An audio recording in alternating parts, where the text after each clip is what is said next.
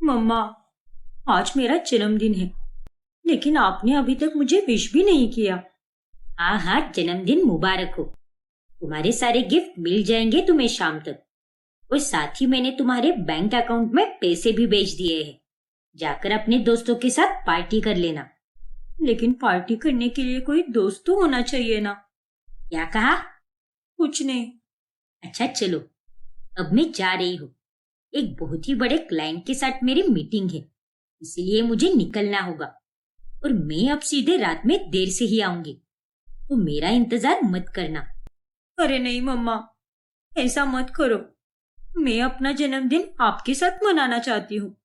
Please मम्मा, मुझे आपसे महंगे तोहफे और पैसे बिल्कुल नहीं चाहिए, बल्कि मुझे तो आपका वक्त चाहिए।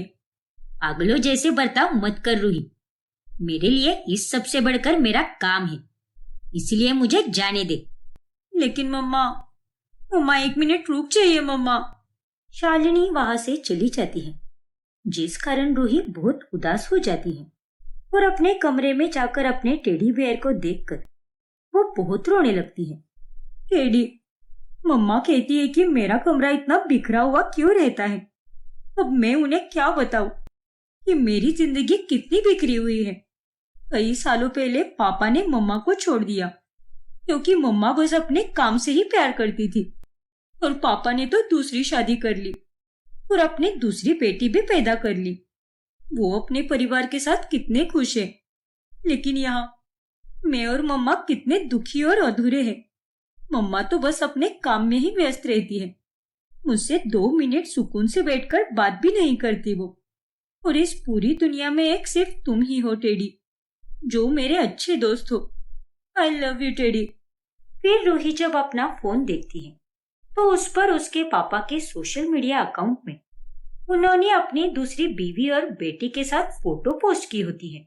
और वो देखकर रूही को बहुत गुस्सा आता है और वो शराब पीकर अपने पापा दिग्विजय के घर चली जाती है, जहाँ पर उसकी दूसरी बीवी लावण्य और बेटी अंतरा भी रहती है। वो तीनों खाना ही खा रहे होते हैं। उतने में रूही वहां पर जाकर तमाशा करने लगती है। खाओ और मजे से खाओ पापा, बहुत अच्छा काम करते हो आप। इतने साल हो गए आपने मम्मा को तलाक दे दिया और इस नालायक लावण्य के साथ शादी कर ली। रूही, तमीज से बात करो। लावण्य मेरी बीवी है। अरे तमीज गई तेल लेने। सब कुछ अच्छा चल रहा था, सब कुछ। हाँ मैं मानती हूँ, मम्मा अपने काम में कुछ ज्यादा ही व्यस्त रहती थी, जिस कारण वो आपको समय ही नहीं दे पा रही थी। लेकिन इसका मतलब ये तो नहीं था ना कि वो आपसे बिल्कुल ही प्यार नहीं करती थी। लेकिन फिर इस बुरी औरत ने आप दोनों के बीच चल रहे तनाव का फायदा उठाया। अरे ये तो बस आपके पैसों से प्यार करती है और इसने आपको अपने प्यार के जाल में फंसाया और आपको मुझसे और मम्मा से दूर कर दिया, वो भी हमेशा हमेशा के लिए। Bloody hell. रूही, मैं बड़े ही प्यार से कह रही हूँ, निकल जाओ यहाँ से, वरना मैं अगर अपने पे आ गई तो बहुत बुरा हो सकता है। अरे हिम्मत तो करो मेरे साथ बुरा करने की। तुम मेरा कुछ नहीं बिगाड़ सकती, क्योंकि बिगाड़ने के लिए अब कुछ बाकी ही क्या बचा है। फालतू का तमाशा बंद करो रूही और निकल जाओ यहाँ से। अरे इस तरह शराब पीकर आने में तुम्हें कोई शर्म नहीं आती क्या? अरे मम्मा को तलाक देते वक्त आपको शर्म नहीं आई क्या? कम से कम अपनी बेटी के बारे में तो सोच लिया होता। जब से आपने मम्मा को तलाक दिया है, तब से लेकर आज तक आपने मेरा कभी हाल भी नहीं पूछा। मैं हर रोज आपको याद करती हूँ पापा। लेकिन आपने मुझे इस तरह भुला दिया, जैसे कि मैं आपकी कोई भी नहीं लगती। क्यों पापा, आपने मेरे साथ ऐसा क्यों किया? देखो रूही, शायद तुम्हें अब सब कुछ समझ नहीं आएगा, लेकिन मैंने जो भी किया है बिल्कुल सही किया है। कुछ भी सही नहीं किया आपने। आपके कारण मेरी जिंदगी बर्बाद हो गई। मम्मा और आपने मेरे बारे में कभी नहीं सोचा। मम्मा को तो बस पैसों से प्यार था और आपको इस औरत से प्यार हो गया। अरे कितनी गिरी हुई हो तुम लावण्य। अपनी खुशी के लिए दूसरी औरत का घर तोड़ दिया तुमने। बस करो रूही, अगर अभी मेरी मॉम को तुमने एक शब्द भी कहा तो मुझसे बुरा और कोई नहीं होगा। निकम्मी कहीं की, दफा हो जाओ यहाँ से, वरना सिक्योरिटी से कहकर धक्के मार के बाहर निकालूंगी। क्या कहा? रूही अब गुस्से में आग बबूला हो जाती है और वो सामने पड़ा वास उठाकर उसी से अंतरा का सर फोड़ देती है। मॉम, मेरा सर। अंतरा, मेरी बच्ची। ओ गॉड, अंतरा तुम ठीक तो हो ना? अरे तुम पागल वागल हो गई हो क्या रूही? ये तुमने क्या कर दिया? अरे तुम और तुम्हारी ये बेवकूफ बेटी कभी खुश नहीं रह पाओगे, और ये मेरी बद्दुआ है। तुमने मेरी जिंदगी में अंधेरा लाया। मेरी हाय लगेगी तुम दोनों माँ बेटी को। इतना सब सुनाकर रूही वहां से चली जाती है और एक नदी किनारे जाकर अपनी दादी के नाम का दिया पानी में बहाती है। दादी, हर साल मेरे जन्मदिन पर आप मुझे एक मिनट के लिए भी अकेला नहीं छोड़ती थी।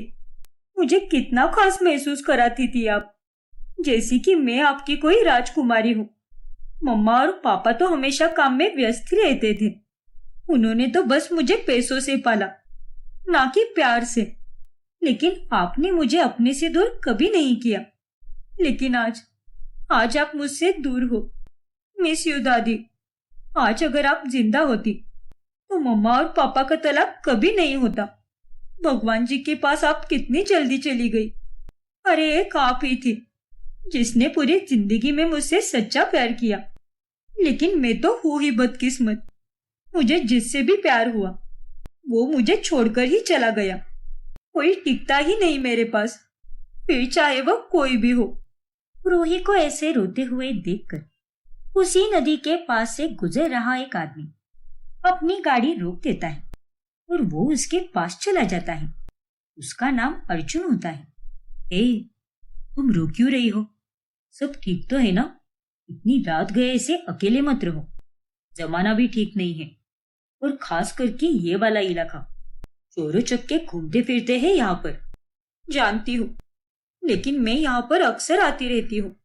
जब भी मैं उदास रहूं या मुझे जी भर के रोना होता है, तब दादी से बात करने के लिए मैं यहाँ पर आ जाती हूँ, और यहाँ आकर मुझे अपनापन महसूस होता है। अच्छा, मैं तुम्हारी बात समझ सकता हूँ, लेकिन सुरक्षित रहना भी तो जरूरी है ना। और तुम इतना क्यों रो रही हो? कुछ नहीं, बस यूं ही। नहीं, जरूर कोई बात है। कहीं किसी मुसीबत में तो नहीं होना तुम? नहीं, आज मेरा जन्मदिन है। और क्या? फिर रूही भावुक होकर अर्जुन को अपने बारे में सब कुछ बता देती है, और अर्जुन वो सब सुनकर हैरान हो जाता है। जो हुआ सो हुआ। अब तुम उन सब में ही उलझ कर रहोगे तो आगे कैसे बढ़ोगी? चलो, अब ये रोना बंद करो। वैसे तुम्हारा नाम क्या है? अर्जुन रायचंद। अच्छा। और तुम्हारा? रूही सिंघानिया। देखो रूही, तुम बहुत अच्छी हो, बस अपनी ये बुरी आदतों को छोड़ दो। आज तुमने अपनी जो सौतेली बहन के साथ किया वो सही नहीं था। जिंदगी में सकारात्मक सोच रखनी चाहिए, ना कि ऐसी नकारात्मक बातें सोचनी चाहिए, क्योंकि आज तुम जैसी सोच रखोगे सब कुछ बिल्कुल वैसा ही होगा, और बुरा सोचने पर तुम्हारे साथ हमेशा बुरा ही होगा। अरे बस क्यों रही हो? मैं कोई मजाक नहीं कर रहा, ये सारी बातें सच है। फिर रूही और अर्जुन दोनों ढेर सारी बातें करते हैं, और अब 20 से 25 मिनट यूं ही गुजर जाते हैं, जिसके बाद अचानक से अर्जुन कहीं गायब हो जाता है। अर्जुन? ये अर्जुन कहाँ चला गया? मैं अभी अभी तो उससे बात कर रही थी, और ये चला भी गया। इतना अच्छा आदमी है वो, और उसकी बातें, उसकी सोच, उसका मेरे प्रति इतना इज्जत देकर बात करना, इतनी फिक्र करना, सब कुछ कितना अच्छा लगा मुझे। ऐसा लग रहा था जैसे बस ये वक्त यहीं पर थम जाए और हम दोनों यूं ही बातें करते रहे। लेकिन खैर, रूही की किस्मत ऐसी ही है। जो भी मुझे अच्छा लगता है वो मेरे पास से जल्द ही चला जाता है।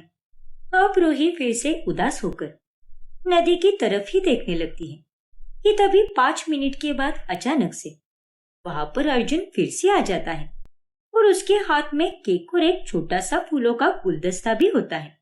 Surprise! Happy birthday Ruhi. Arjun, ये सब क्या है? अरे ये खूबसूरत फूल तुम जैसे खूबसूरत लड़की के लिए, और ये केक भी। तुम्हें क्या लगा रूही, मैं तुम्हें अकेला छोड़कर ऐसे ही चला जाऊंगा? नहीं, तुमने कहा ना कि आज किसी ने भी तुम्हें अपना वक्त नहीं दिया, तुम्हारा जन्मदिन भी नहीं मनाया। तो चलो, अब हम दोनों साथ मिलकर तुम्हारा जन्मदिन मनाएंगे। Thank you so much Arjun. मैं तुम्हें बता नहीं सकती कि मैं कितनी खुश हूँ। आज जिंदगी में पहली बार किसी पराये आदमी ने मेरे लिए केक लाया है। ओफो रूही, इतनी बुज़दिल हो तुम भी। सच में, माना कि हम बस कुछ ही देर पहले मिले हैं, लेकिन हम अभी अच्छे दोस्त तो बन ही चुके हैं ना। और दोस्त कोई पराये नहीं होते, अपने ही होते हैं। तो प्लीज मुझे यूं पराया मत कहो। अच्छा बाबा, ठीक है, सॉरी। फिर रूही वो केक कट करती है, जिसके बाद अर्जुन रूही के साथ देर रात तक घूमता है और दोनों खूब अच्छा समय बिताते हैं। दोनों एक दूसरे का फोन नंबर भी ले लेते हैं। अर्जुन की तरफ से तो रूही उसके लिए सिर्फ एक दोस्त समान ही होती है, लेकिन रूही को अर्जुन से पहली नजर वाला प्यार हो जाता है। फिर अगले दिन अर्जुन रायचंद, इसने अपने सोशल मीडिया पर कितनी अच्छी अच्छी फोटोज पोस्ट की है। कल की रात मेरी जिंदगी की सबसे सुंदर रात थी। काश आज सुबह होती ही नहीं। काश वो मुझे घर पर छोड़कर जाता ही नहीं, मेरे पास यही रुक जाता। एक काम करती हूँ, मैं उसे मैसेज करती हूँ। फिर रूही अर्जुन को हर 1 से 1.5 घंटे में मैसेज पे मैसेज भेजने लगती है और उसकी खुशी का कोई ठिकाना ही नहीं होता। खुशी के मारे वो अपनी मम्मा के गले लग जाती है। मम्मा, मैं आपको बता नहीं सकती कि आज मैं कितनी खुश हूँ। ओफो रूही, ये क्या बचपना लगा के रखा है? दूर रहो मुझसे। अरे तुम्हें दिखाई नहीं देता क्या मैं कोई काम कर रही हूँ? पागलपन कूट कूट के भरा है तुम में। बड़ी हो गई हो तुम, इसीलिए ये बचकानी हरकतें बंद करो। इडियट कहीं की। शालिनी की बातें सुनकर रूही को बहुत बुरा लगता है, लेकिन वो फिर से जाकर अर्जुन को मैसेज करती है। गुड इवनिंग अर्जुन, कहाँ पर हो? ऑफिस से छूटकर कॉल करोगे? पागल लड़की। ओ माय गॉड, ये मुझे क्या हो रहा है? अर्जुन से मिलने के बाद मुझे ऐसा लग रहा है जैसे कि मेरी चलती हुई जिंदगी को ठंडी छांव मिल चुकी है। रूही शाम तक इंतजार करती है, लेकिन अर्जुन अभी तक उसके मैसेजेस देखता ही नहीं और वो ऑफिस से छूटकर अपनी गर्लफ्रेंड इशिका के साथ खाना खाने चला जाता है। इशिका और अर्जुन दोनों काफी समय से एक दूसरे को डेट कर रहे होते हैं और वो दोनों एक दूसरे से काफी प्यार भी करते हैं। और इधर दूसरी तरफ अर्जुन का मैसेज न आने के कारण रूही अब घबराने लगती है। क्या हुआ होगा? अर्जुन मुझे रिप्लाई क्यों नहीं कर रहा? कहाँ पर होगा वो? अभी तक तो वो ऑफिस से छूट भी गया होगा। मुझे तो ये भी नहीं पता कि वो किस ऑफिस में काम करता है, और अगर पता होता तो उससे मिलने में वहीं पर चली जाती। या फिर ऐसे भी तो हो सकता है कि वो मुझे भूल ही गया हो। नहीं, ऐसा नहीं होना चाहिए। मुझे उससे कॉल करना चाहिए। फिर रूही अर्जुन को कॉल करने लगती है, लेकिन वो उसका फोन उठाता ही नहीं। अर्जुन, प्लीज फोन उठाओ अर्जुन, प्लीज अर्जुन, मुझे तुम्हारी जरूरत है। मुझे तुम्हें देखना है, तुम्हारी आवाज सुननी है। भगवान जी, ऐसा मत करो मेरे साथ। अर्जुन मेरा एक रात का सपना ही बनकर रह जाएगा। एक ही रात में मुझे उससे गहरा लगाव हो गया है। प्लीज भगवान जी, बस मेरी उससे एक बार बात हो जाए। अर्जुन, तुम्हें बार बार किसका कॉल आ रहा है? अरे कोई नहीं इशिका, वो बस मेरी एक अच्छी दोस्त है, उसी का फोन है। रुको, मैं अभी उसे मैसेज करता हूँ और फोन साइड में रख देता हूँ। ठीक है अर्जुन।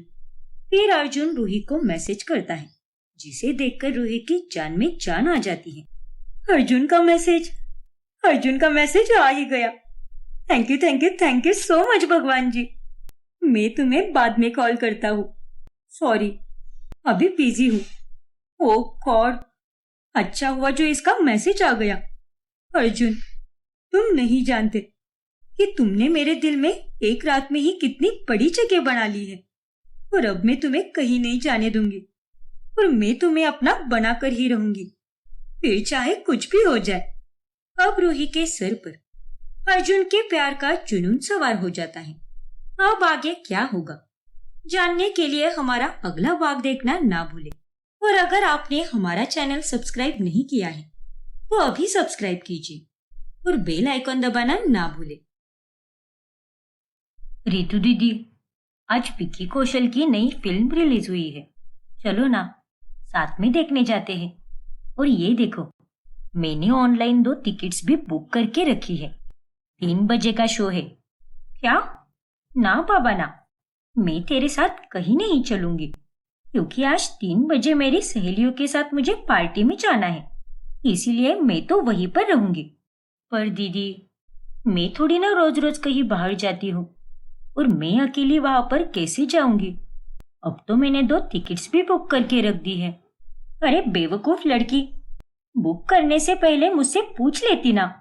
और तू तो कितनी बोरिंग है, तेरे साथ कहीं भी जाने को तो मेरा मन ही नहीं करता। रितु की ये बातें सुनकर तन्वी अब उदास हो जाती है। उतने में वहां पर उन दोनों की माँ नंदिता आती है। ये सब क्या चल रहा है रितु? अरे थोड़ी तो लाज शर्म रख। तू तन्वी से 3 साल बड़ी है और एक बड़ी बहन होने के नाते तेरा यह फर्ज बनता है कि अपनी छोटी बहन को खुश रखे, लेकिन तू तो बस हर वक्त इस बेचारी को कुछ ना कुछ बोलती ही रहती है। अब रहने दो ना माँ, दीदी का प्लान तो पहले से बना हुआ है और वो अपनी सहेलियों के साथ जाना चाहती हो तो उसे जाने दो। अरे क्या जाने दो इसे मैं? रोज तो ये अपनी सहेलियों में ही घुसी पड़ी रहती है, एक दिन अपनी सगी बहन के लिए नहीं दे सकती क्या? और ये बोरिंग बोरिंग इसको क्या बोलती रहती है तू?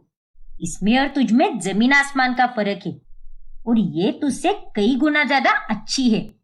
नालायक कहीं की। अब आपकी ये बकबक तो बंद होने से रही, इसीलिए यहाँ से मैं ही निकल लेती हूँ। देख रितु, तू ये जो कुछ भी कर रही है ना, बहुत गलत है। मन तो करता है कि तुझे झाड़ू से पीट कर तेरी अच्छे से सुताई करूं। निर्लज्ज कहीं की। इतना कहने के बाद भी रितु अपनी माँ के सामने ही घर से बाहर निकल जाती है। अरे क्या माँ, आप भी दीदी को डांट कर अपना बीपी हाई क्यों करती हो? वैसे भी वो आपकी कोई बात भी नहीं सुनती।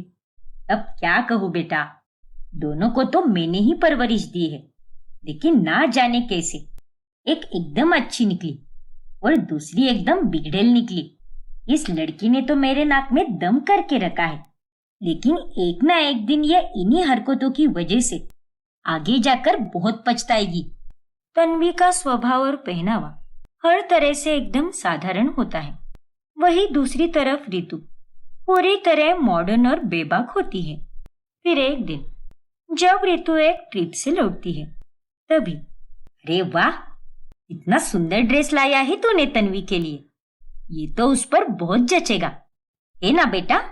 हाँ माँ, मुझे भी ये ड्रेस बहुत पसंद आया। शुक्रिया दीदी। ओ हेलो, ये ड्रेस मैंने तेरे लिए नहीं बल्कि अपनी बेस्टी कियारा के लिए लाया है, और तेरे लिए तो मैंने ये झुमके लाए हैं। क्या?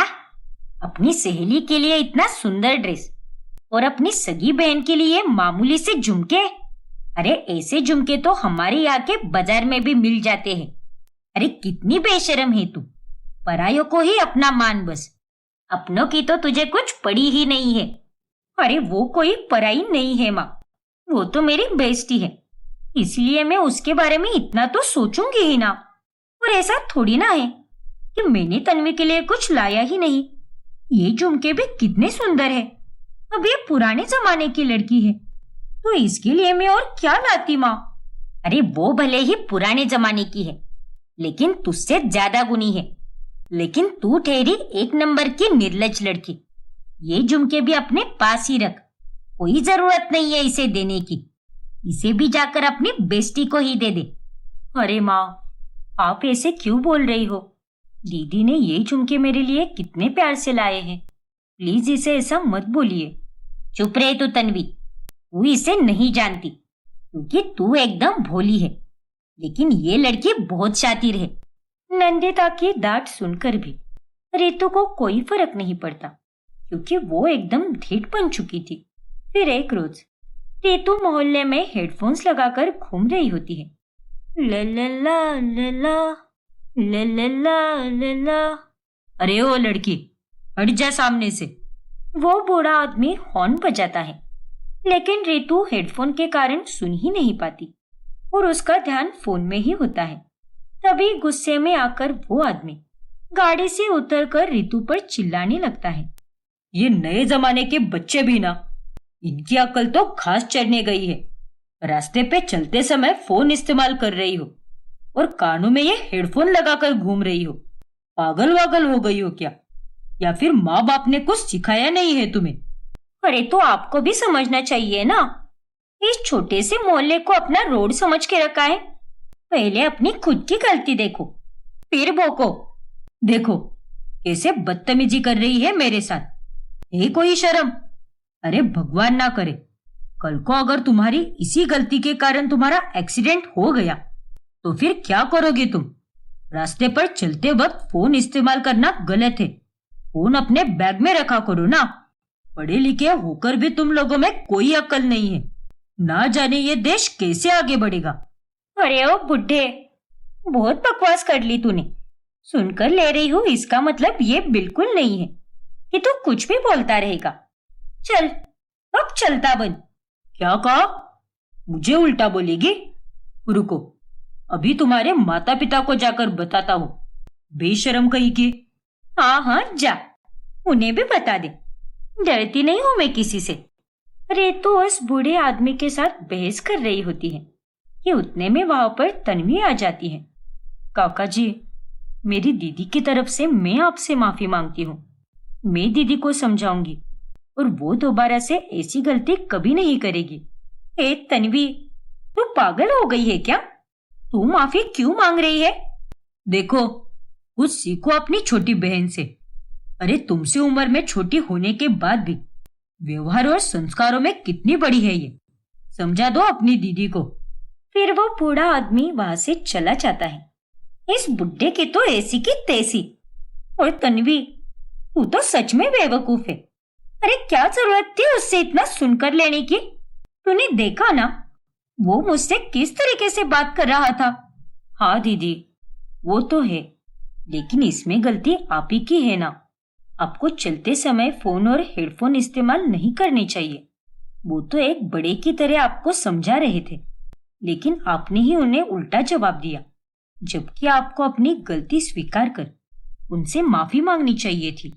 अरे माफी मांगे मेरी जूती, उसको तो मैं बाद में देख लूंगी। और मैं अभी बाहर जा रही हूँ, लेकिन घर पर इस बारे में किसी को भी कुछ मत बताना, वरना माँ और पापा फिर से शुरू हो जाएंगे। लेकिन दीदी, इतनी रात हो चुकी है और ऐसे में आप कहाँ जा रही हो? चलिए घर पर चलते हैं। आपको अगर कहीं जाना है तो सुबह चली जाओ ना। देख तन्वी, मैं तेरी तरह फट्टू नहीं हूँ। मेरी मर्जी है, मैं कहीं भी किसी भी वक्त जा सकती हूँ। अब ज्यादा मेरी दादी अम्मा मत बन और जा यहाँ से। ठीक है दीदी। फिर तन्वी चुपचाप सर झुकाकर वहां से घर लौट आती है। वही रितु बाहर चली जाती है। ऐसे ही दिन बीतते हैं और रितु की बुरी हरकतें रुकने का नाम ही नहीं लेती। रितु, तन्वी, मैं बाहर जा रही हूँ। तब तक तुम दोनों अपने कमरों की सफाई करके रखो, त्योहार आने वाले हैं। और हाँ रितु, तुझे मैं लिस्ट दे रही हूँ, बाहर जाकर वो सामान लेकर आना। और मुझे कोई आनाकानी बिल्कुल नहीं चाहिए। वैसे भी तू जल्दी से कोई काम नहीं करती है। ठीक है माँ, कर दूंगी मैं। फिर नंदिता चली जाती है और तन्वी और रितु अपने कमरों की सफाई करने में जुट जाती है। तभी कितनी धूल मिट्टी है मेरे बेड के नीचे, और इतने दिनों से मैं इस गंदे बेड पर सो रही हूँ। बाप रे, अब मैं अकेले इस पूरे कमरे को कैसे साफ करूंगी? तभी रितु के खुराफाती दिमाग में एक सुझाव आता है। क्यों ना मैं तन्वी को झूठ बोलकर बाहर जाऊं और सारा काम उसे ही करने के लिए कह दूं। हाँ, यही सही रहेगा। फिर रितु तन्वी के पास जाती है अरे तन्वी, सुनना मेरी बहन, एक बहुत बड़ी मुसीबत हो गई है और इस मुसीबत से अब तू ही मुझे बचा सकती है। मुसीबत? कैसी मुसीबत दीदी? वो मैंने एक जॉब के लिए अप्लाई किया था। हाँ तो वहां पर आज ही मुझे बुलाया है, लेकिन मेरे दिमाग से ही निकल गया। लेकिन अब मुझे याद आया है, अब आधे घंटे में मुझे वहां पर किसी भी हाल में पहुंचना होगा। और अगर मैंने ये मौका अपने हाथ से गवा दिया तो इतनी अच्छी जॉब मेरे हाथ से चली जाएगी। हे भगवान, अब क्या करोगे आप? हाँ ना तन्वी, और अब तो माँ ने मुझे इतना सारा काम भी दिया है करने के लिए। मुझे तो कुछ समझ ही नहीं आ रहा कि अब मैं क्या करूं। लेकिन तू अगर मेरा काम कर देती है तो मैं इंटरव्यू के लिए आराम से जा सकती हूँ। कोई बात नहीं दीदी, इसमें इतनी परेशान होने वाली क्या बात है। आप जाइए और एकदम अच्छे से इंटरव्यू दीजिए। मैं यहाँ पर आपके हिस्से का सारा काम कर लूंगी। सच में तन्वी? हाँ दीदी, शुक्रिया मेरी बहन, तू दुनिया की सबसे अच्छी बहन है। चल अब आती हूँ मैं। दीदी बस 1 मिनट। फिर तन्वी रसोई में से दही शक्कर लेकर आती है और वो रितु को खिला देती है। ऑल द बेस्ट दीदी। शुक्रिया बहन। रितु अब इंटरव्यू का झूठा बहाना देकर वहां से रफू चक्कर हो जाती है और बेचारी तन्वी को उसके हिस्से का सारा काम करना पड़ता है। लेकिन बाहर गई हुई नंदिता दूर से रितु को अपनी सहेली के साथ गोलगप्पे खाते हुए देख लेती है। ये रितु यहाँ पर क्या कर रही है? इसे तो इस वक्त घर की सफाई करनी चाहिए। फिर ये अपनी सहेली के साथ यहाँ पर गोलगप्पे क्यों ठूस रही है? फिर घर पहुंचकर नंदिता ये देखकर हैरान होती है कि तन्वी ही रितु का सारा काम कर रही है। क्या कहा? इंटरव्यू? अरे वो तुझे उल्लू बनाकर गई है। वो कोई इंटरव्यू के लिए नहीं गई है। अभी अभी मैंने उसे अपनी सहेली के साथ गोलगप्पे खाते हुए देखा है। क्या? तन्वी भी अब हैरान रह जाती है। और थोड़ी ही देर बाद जब रितु घर आती है तभी नंदिता उसे खूब सुनाती है। अरे मेरा विश्वास करो माँ, मैं वहां पर गोलगप्पे खाने के लिए इंटरव्यू के बाद ही गई थी। झूठी मक्कार कही कि मुंह बंद कर अपना। अरे तूने तो कल कहा था कि जहां पर तेरा इंटरव्यू होने वाला है वो जगह हमारे घर से आधे घंटे की दूरी पर है, तो तू यहाँ के पास की चौकी में क्या कर रही थी? पर माँ, देख रितु, तू अपनी बहन को पागल बना सकती है लेकिन अपनी माँ को नहीं। मैं तेरी रग रग से अच्छी तरह वाकिफ हूँ। अपना काम निकलवाने के लिए बराबर मीठी मीठी बातें करती है तू, लेकिन बाकी के वक्त उससे सीधे मुंह बात तक नहीं करती तू। अरे और कितनी कपटी हो सकती है तू? अरे माँ जाने दीजिए ना, दीदी का काम करने से मुझे कुछ नहीं होने वाला, उल्टा मुझे तो अच्छा ही लगता है। नहीं तन्वी, इसने झूठ बोलकर बहुत गलत किया है और अब से ये लड़की इस घर के आधे से ज्यादा काम करेगी और यही इसकी सजा है। आने दो पापा को काम से, उन्हें भी मैं अच्छी तरह से बताती हूँ कि इसकी करतूतें कितनी बढ़ गई है। क्या? फिर रात को जब रितु के पापा मुकुंद घर पर आते हैं तभी नंदिता उन्हें भी सब बता देती है, जिसके बाद अब घर के आधे से ज्यादा काम रितु को ही करने पड़ते हैं। फिर एक दिन मुकुंद और नंदिता को अचानक से गांव के लिए निकलना पड़ता है। तभी रितु अपनी सहेलियों को घर पर बुलाती है। अरे दीदी, ये सारी आपकी सहेलियां हैं? हाँ तन्वी, अब तुम जाओ और हमारे लिए नाश्ता लेकर आओ, वो चटपटा सा बना देना। अरे रितु, तू तो कितनी मॉडर्न है और तेरी ये बहन एकदम बहनजी टाइप से। ओ, ये इसकी बहन है? मुझे तो लगा कि ये कोई नौकरानी है। अरे कोई बात नहीं अंजू, तू वही समझ ले। फिर वो सभी लोग शराब पीने लगते हैं और बेचारी तन्वी से वो लोग किसी नौकरानी की तरह काम करवाते हैं। अरे दीदी, आप शराब का सेवन मत कीजिए, ये सही नहीं है। अरे चुप हो जा तू, बड़ी आई संस्कारी बनने वाली, अपने संस्कार अपने पास ही रख तू। पर दीदी, रितु तन्वी की एक नहीं सुनती और वो लोग पार्टी में गाने लगाकर नाचने लगते हैं। ये दीदी बहुत गलत कर रही है, अगर पड़ोस में किसी ने इसे देख लिया या फिर सुन लिया तो शामत ही आ जाएगी। उतने में वहां पर अचानक से मुकुंद और नंदिता आ जाते हैं और ये सारा तमाशा देखकर वो चौंक जाते हैं। माँ पापा, आप दोनों। अब आगे क्या होगा जानने के लिए हमारा अगला भाग देखना ना भूलें। और अगर आपने हमारा चैनल सब्सक्राइब नहीं किया है तो अभी सब्सक्राइब कीजिए और बेल आइकन दबाना ना भूलें। अरे आद्या बेटी, अभी तो खाना बनाना सीख ले। अरे तेरी अब शादी होने वाली है। ऐसे में तुझे अगर खाना बनाना नहीं आया तो तुझे काफी दिक्कत होगी अपने ससुराल में। ओफो माँ, सुबह हुई नहीं कि शुरू हो गई आप। अरे मैंने आपसे कई बार कहा है, मैं 4 से 5 दिनों में सीख जाऊंगी सब कुछ। अरे ओ अकल की अंधी, 4 से 5 दिनों में तेरे पिताजी ने सिखा था क्या खाना बनाने को? खाना बनाना है, कोई 2 मिनट मैगी नूडल्स नहीं, जो पानी डाला, उबाला और बन गई मैगी। अरे माँ, मैं कह रही हूं ना, मैं सब कुछ सीख जाऊंगी। अभी आप मुझे टीवी देखने दो। और हाँ, थोड़ी देर में मेरे लिए सैंडविच बना देना, वो खाने का अभी मेरा बहुत मन कर रहा है। काम की ना काज की, दुश्मन अनाज की। हे ऊपर वाले, मेरी बेटी को सद्बुद्धि दे दे। सुमन आद्या को कई बार खाना सिखाने की बहुत कोशिश करती है, लेकिन हर बार आद्या उसे टालती ही रहती है। फिर एक दिन अचानक से आद्या को देखने के लिए जतिन नाम का लड़का अपनी माँ के साथ आता है और उस दिन खाना सुमन ने ही बनाया होता है। अरे वाह, क्या स्वादिष्ट खाना बना है। तुमने इसे बनाया आद्या बेटा? हाँ आंटी जी, मैंने ही बनाया है ये खाना। बहुत खूब बेटा। अरे मुझे तो ऐसी ही बहू चाहिए थी, जो सुंदर और होनहार के साथ साथ अच्छा खाना भी बनाती हो। क्यों जतिन बेटा? हाँ माँ, वाकई में सारे पदार्थ काफी कमाल के बने हैं। शुक्रिया जतिन। शुक्रिया आंटी। सुमन बहन, हमारी तरफ से तो हाँ है। अब आप लोग बताइए। हमारी तरफ से भी हाँ ही है। आद्या और जतिन की जोड़ी खूब जचेगी। इस तरह दोनों का रिश्ता पक्का हो जाता है।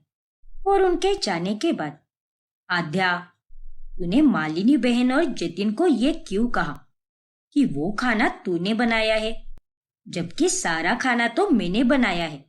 अरे माँ, अगर मैं उन्हें बता देती कि खाना मैंने नहीं आपने बनाया है तो वो लोग रिश्ता पक्का ही नहीं करते।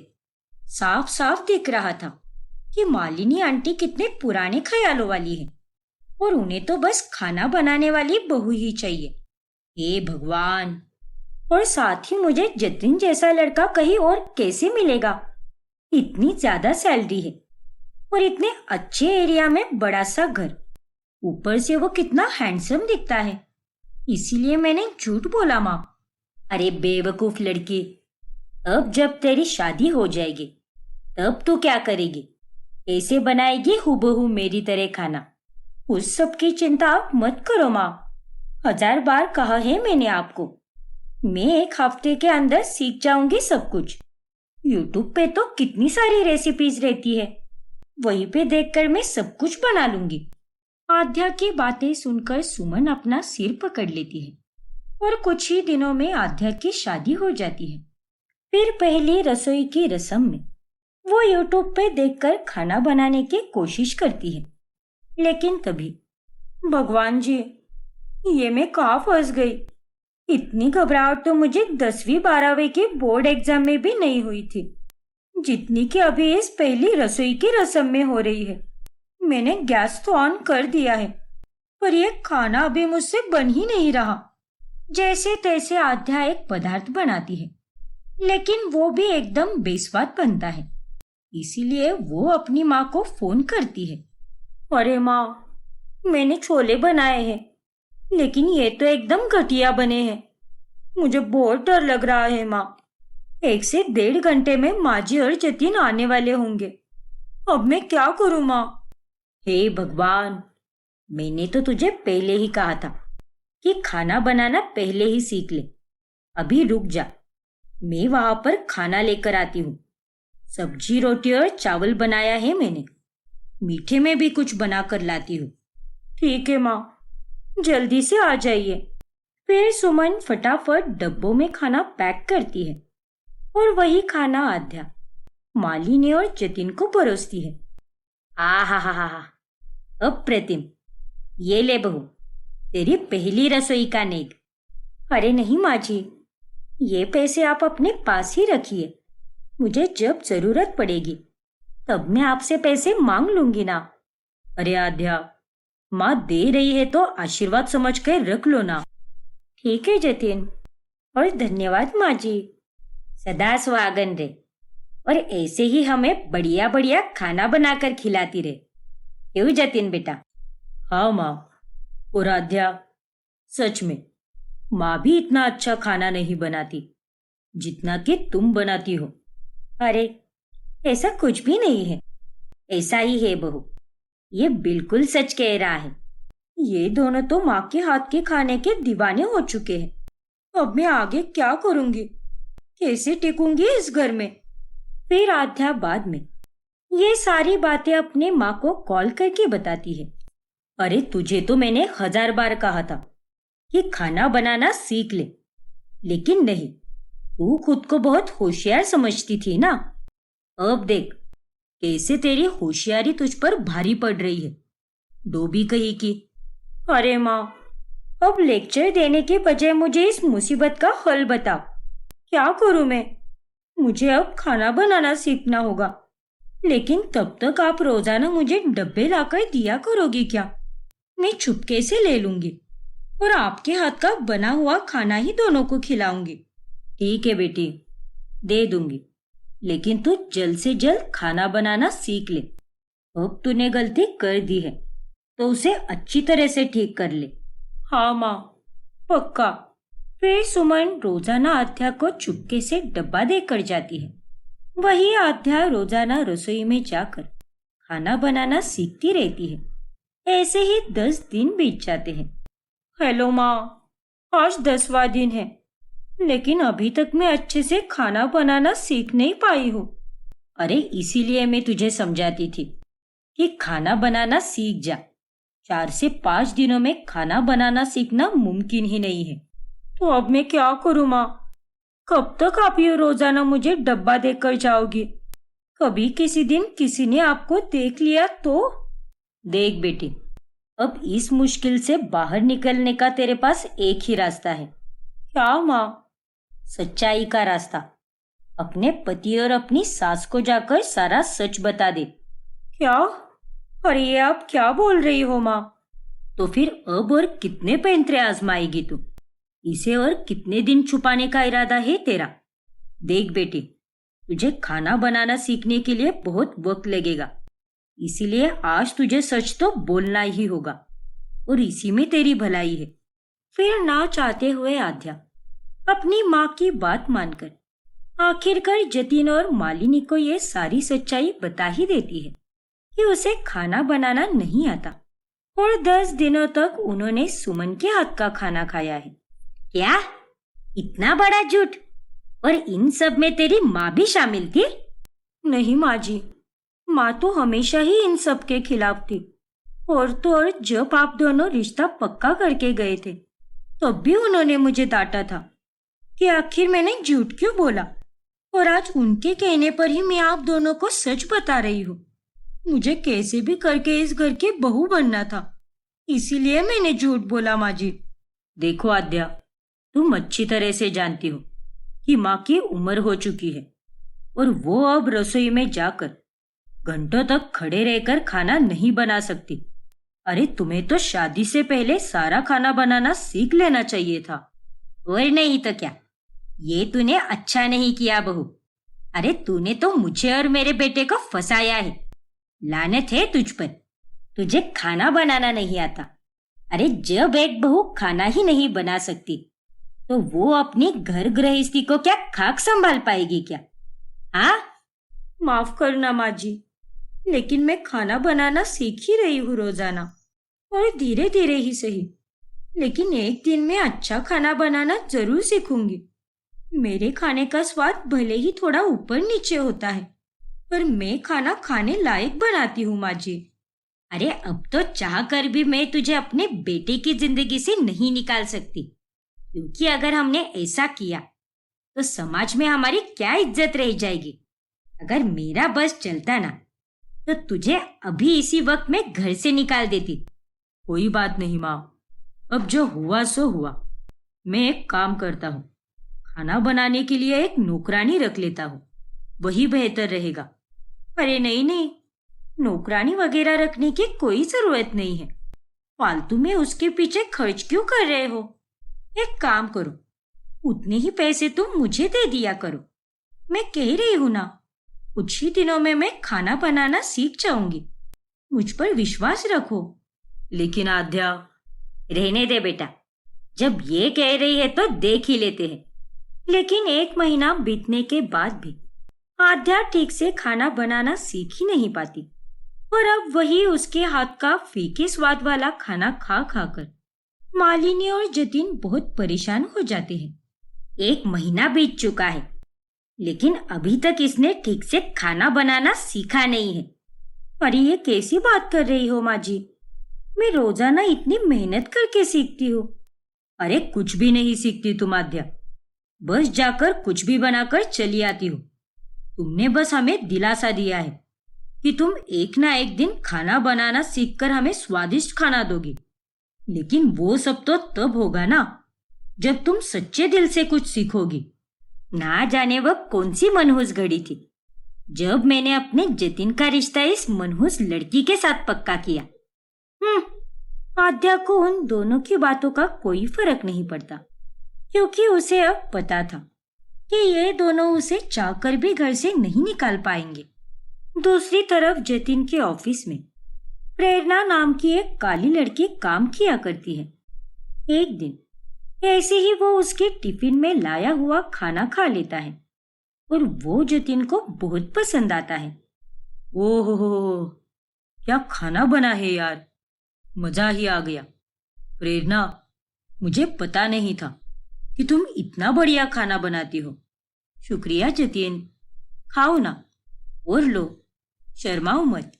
मैं सुबह सुबह भरपेट नाश्ता करके आई हूँ, इसीलिए मुझे अभी इतनी भूख भी नहीं है। शुक्रिया प्रेरणा। अब रोजाना जतिन प्रेरणा के टिफिन में से थोड़ा थोड़ा खाना खाता रहता है और इसी बहाने उन दोनों की दोस्ती और बढ़ जाती है। अरे मेरी बेबी तो बहुत ही बेस्वाद खाना बनाती है, इसीलिए मुझे घर पर कुछ भी खाने का मन ही नहीं करता।